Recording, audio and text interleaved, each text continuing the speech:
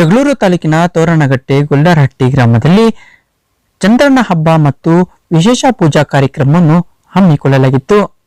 ಗ್ರಾಮದಲ್ಲಿ ಪ್ರತಿ ವರ್ಷದಂತೆ ಕಾರ್ತಿಕ ಮಾಸದ 3ನೇ ಹುಣ್ಣಿಮೆಯ ದಿನದಂದು 5 ದಿನಗಳ ಕಾಲ ಗ್ರಾಮದಲ್ಲಿ ಮಹಿಳೆಯರು ಮಕ್ಕಳು ಸೇರಿ ಗ್ರಾಮದ ನಿಲ್ಲಜ್ಜನ ದೇವಸ್ಥಾನದಲ್ಲಿ ಚಂದ್ರನನ್ನು ಬಿಡಿಸುವ ಮೂಲಕ ವಿಶೇಷ ಪೂಜೆ ನೆರವೇರಿಸಲಾಗುತ್ತದೆ. ಇನ್ನು ಮಹಿಳೆಯರು ಸೋಬಾನ ಪದ ಹಾಡುವ ಮೂಲಕ ವಿಶೇಷವಾಗಿ ಗ್ರಾಮೀಣ ಸೊಗಡಿನಂತೆ ಜನಪದದ ಮೂಲಕ ವಿಶೇಷವಾಗಿ ಚಂದ್ರನ ಹಬ್ಬ ಆಚರಿಸಲಾಗುತ್ತದೆ.